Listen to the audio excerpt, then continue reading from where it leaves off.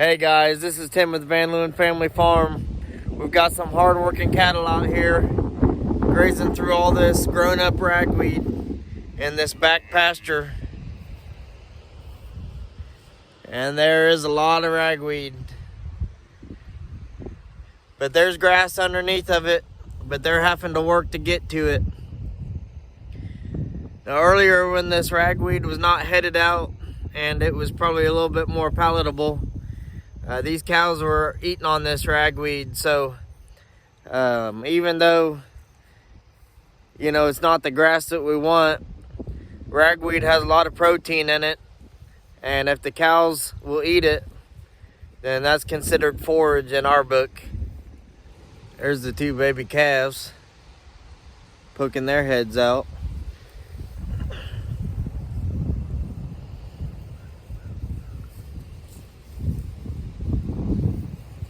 Here they come, they're curious.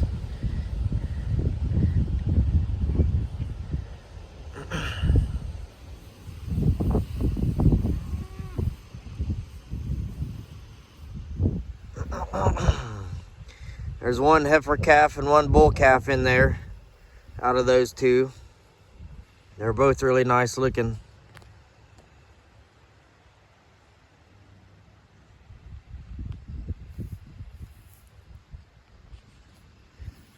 But this is our cows going to work.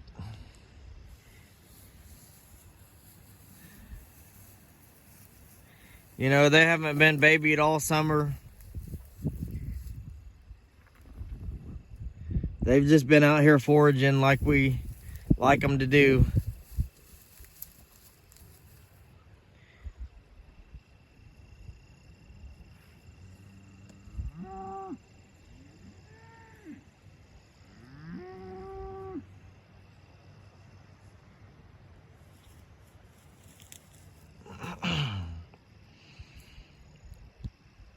These little calves are almost like stalking me like a cat. Every time I turn away from them, they get a little bit closer. This heifer up front here, as long as we can prove that she's out of that red Angus bull that we have, we're gonna keep her. I'm gonna have to probably do a DNA test to make sure she didn't come out of the other black bull that we had, that we sold. But they're starting to get a little bit of a reddish tint to them, both that heifer calf and the bull calf. So I'm pretty sure that they're out of the red Angus bull, our grass genetic red Angus bull.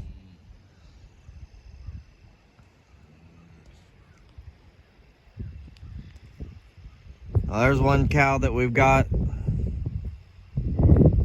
that's got a sore foot. She got some fescue foot. She's been having to tough it out and get her way across this pasture and to water and everything else.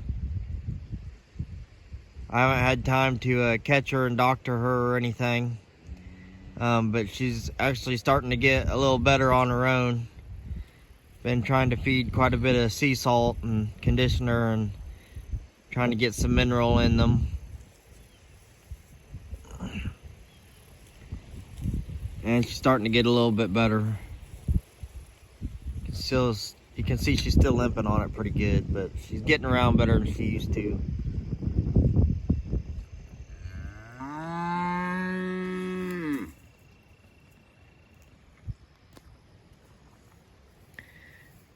But this is the way we raise our cattle. You can see that bull over there, the ragweed is almost as tall as he is in spots.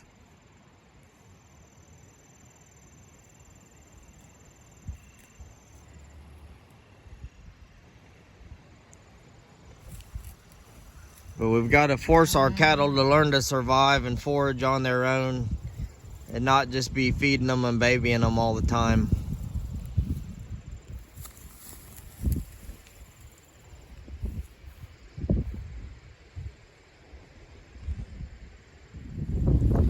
Look at that cow walking through that ragweed. It's almost as tall as her back.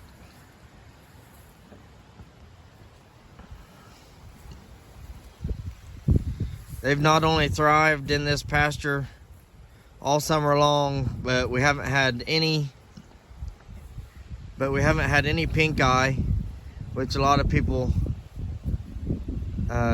think goes hand in hand with ragweed, or assume goes hand in hand with ragweed.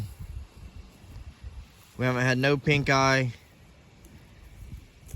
We haven't had no problems except for the little bit of fescue foot we had in 2 calves, and they're both over it, and then that mama cow that I just showed you. But these cows aren't really used to being on fescue. They came from native pastures, native grass pastures, when we had our farms up in the Flint Hills. And so they're having to adapt to more of a fescue type pasture, and mixed with whatever else may be growing out there.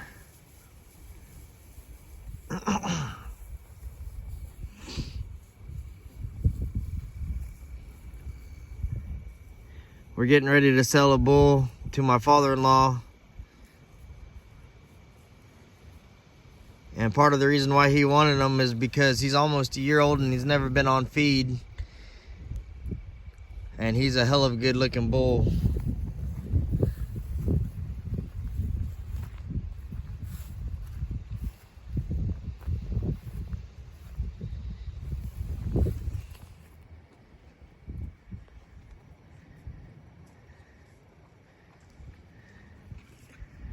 This is the bull calf that we're selling to my father-in-law. His mama's got a hurt foot. She's got some fescue foot. You can see it down there. But she's still nursing him. She's starting to get a little bit better, starting to get around better. She's kind of healing up on her own, along with the sea salt, the Redmond sea salt and conditioner that we've been putting in their water, and trying to get them to consume some mineral. Some organic mineral, that is. Not this commercial stuff that you get in a bag at the feed store.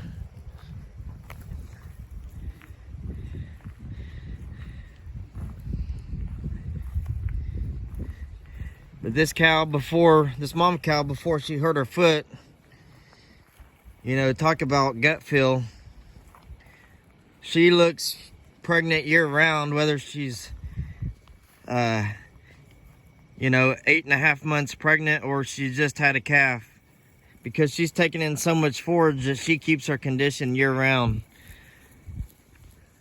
The only reason why she's a little bit thin right now is because she's lost quite a bit of weight from having this hurt foot.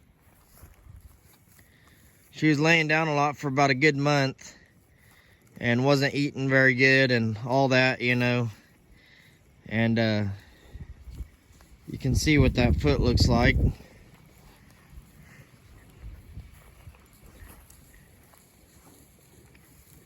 But she's starting to get over it.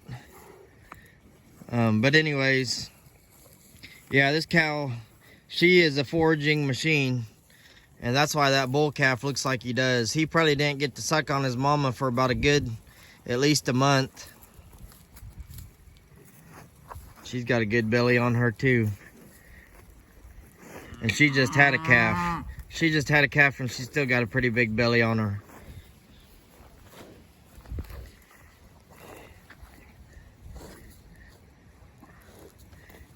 But this bull calf has never had any feed, never been on feed. He's not weaned off. You can see how big he is compared to his mama. And his mama is on a little bit of the taller side of all of our cow herd. She's probably one of our tallest cows, which she's probably still not tall compared to most people's cows. She'd probably be just a medium-sized cow in most people's herds. She's actually probably our tallest cow in our herd, because most of our cows look like that and look like this, you know, just short and stocky. That's how we like them.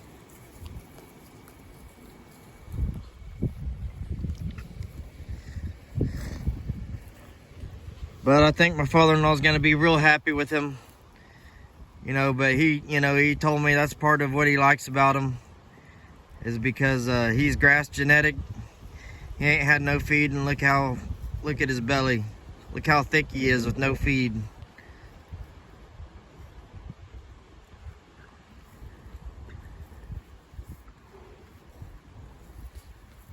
That's the kind of cattle we're raising.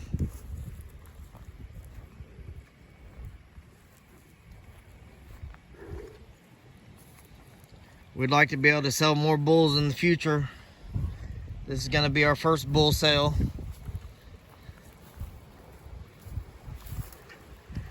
First bull that we've sold, that is, not bull sale.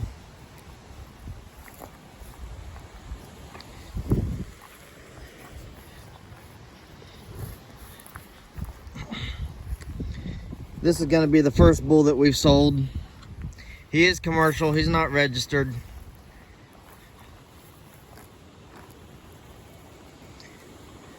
But he's a good one. He's the best bull we've ever raised. You can see how big his testicles are already. Those flies were kind of biting at the back of his testicles there a little bit. But the flies are, they're starting to go away now. It's getting colder out. You can kind of see that cow's belly right there. She should be pregnant still. So we got to get some condition back on her. And it's not the fact that, you know, she's a weak cow or she's not adapted. The reason why she's got fescue foot. She's one of our most aggressive foragers. And the fact that, you know, these cows have not been on fescue. Look at the way she adapts. You know, she was getting tired from standing up and nursing that bull calf. And so she just leans down on her knees so she can continue to eat. And he's still sucking on her, guys. That's a good mama cow. I tell you what, you find me a cow that will sacrifice like that for her calf. Hey, little girl. You find me another cow that will sacrifice like that for her calf. And for a big calf at that, he should be weaned off. But we're going to be pulling him right off and taking him over to my father-in-law's.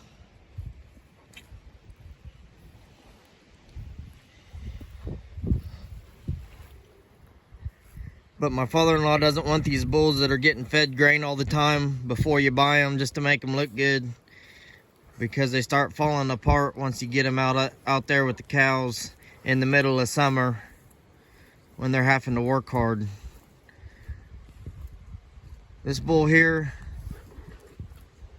if he looks this good on grass, not even been weaned off,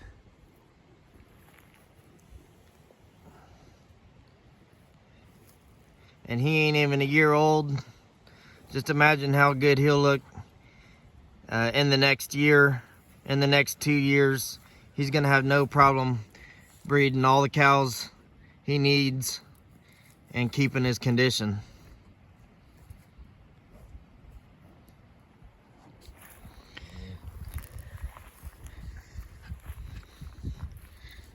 He is just a tank, guys. I really wanted to keep him, but since I took this aircraft contracting job, which forces me to have to travel a lot, we sold a majority of our cows that I was gonna use him for. But I didn't want to just castrate him and turn him into a steer. He's too good for that. So I showed him to my father-in-law. My father-in-law said that he wanted him because I was gonna just sell him out on the open market. But at least with my father-in-law buying him, I'll be able to watch him grow, see how his performance, see how he performs, track his performance as a 2-year-old, a 3-year-old.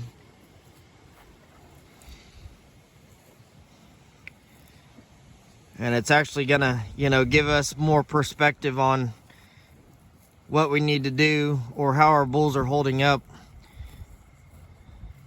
if we're gonna start selling commercial grass genetic bulls.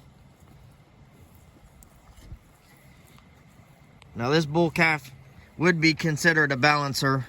His mama is a balancer. She's 3/4 Gelbvieh and 1/4 Angus. But his daddy is 100% registered Red Angus from Muskrat Ranch.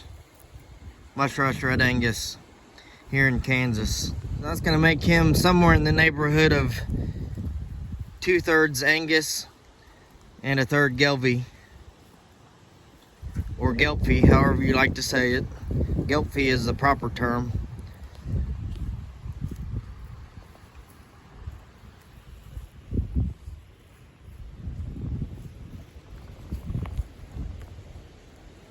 There's his daddy right back there.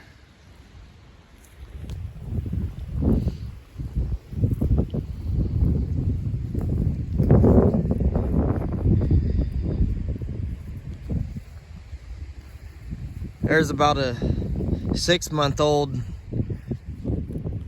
balancer bull calf. And that's his mama right there. This is just her second calf.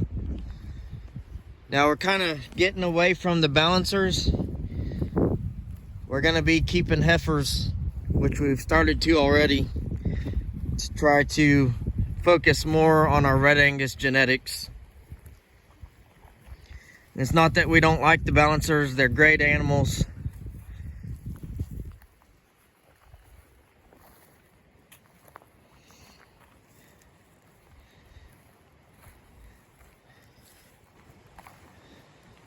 But some of them are a little bit taller than we like, and we're kind of trying to shorten the height on our cows.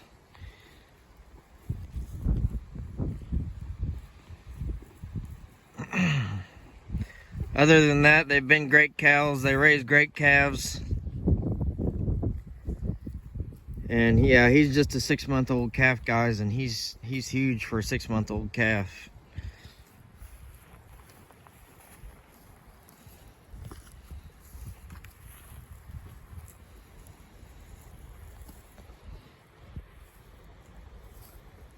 All right, guys, that's enough of me rambling about how hardy our cattle are and how they have to survive on what they've got. But the more you watch our videos, the more you'll see that the way we're raising and breeding these cattle to survive in whatever kind of condition and forage on whatever they have to eat is building us a really strong, solid herd. And you can see we're not babying them. You know, this mama right here, she's a great example of that. She's had no antibiotic shots, no treatment whatsoever over that foot. That foot's been hurting her for about going on a couple months now. And she's just having to tough it out. You know, we're letting nature take its course. Besides that, I work on weekends. I don't make it out here as much as I'd like to. I don't really have enough time to get much done out here right now, other than making sure the cows have water and keeping some sea salt and conditioner in their water. I just started doing that about a month and a half ago, just to try to help these cows out with this fescue.